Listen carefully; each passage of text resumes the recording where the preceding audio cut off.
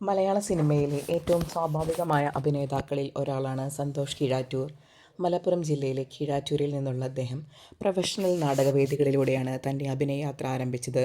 വർഷങ്ങളോളം നാടകങ്ങളിൽ സജീവമായിരുന്ന അദ്ദേഹം വേദിയിൽ നേടിയ അനുഭവസമ്പത്താണ് പിന്നീട് സിനിമയിലെ ശക്തമായ പ്രകടനങ്ങൾക്ക് അടിത്തറയായത്.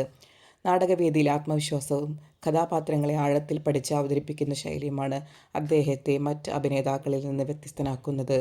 സാമൂഹികവും കുടുംബപരവുമായ വിഷയങ്ങൾ കൈകാര്യം ചെയ്യുന്ന നിരവധി നാടകങ്ങളിൽ അദ്ദേഹം അഭിനയിക്കുകയും പ്രേക്ഷക പ്രശംസ നേടുകയും ചെയ്തു. തുടർന്ന് ടെലിവിഷൻ പരമ്പരകളിലും അദ്ദേഹം സാന്നിധ്യം അറിയിച്ചെങ്കിലും മലയാള സിനിമയാണ് അദ്ദേഹത്തിന് കൂടുതൽ ജനപ്രീതി നേടിക്കൊടുത്തത്. ചെറിയ കഥാപാത്രങ്ങളിലൂടെ തുടക്കം കുറിച്ച സന്തോഷ് കീഴാറ്റൂർ പിന്നീട് സംവിധായകരുടെ വിശ്വസ്ത സ്വഭാവ നടനായി മാറി.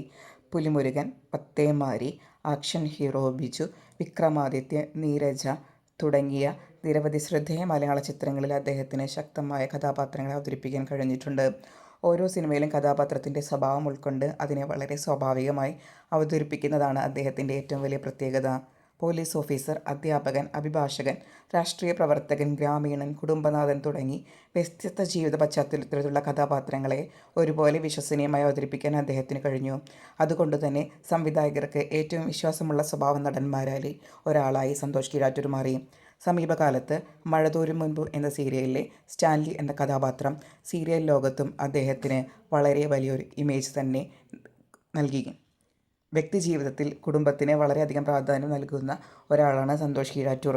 ഭാര്യയെയും മക്കളെയും പൊതുശ്രദ്ധയിൽ നിന്ന് മാറ്റി നിർത്താൻ അദ്ദേഹം ശ്രദ്ധിക്കാറുണ്ട്.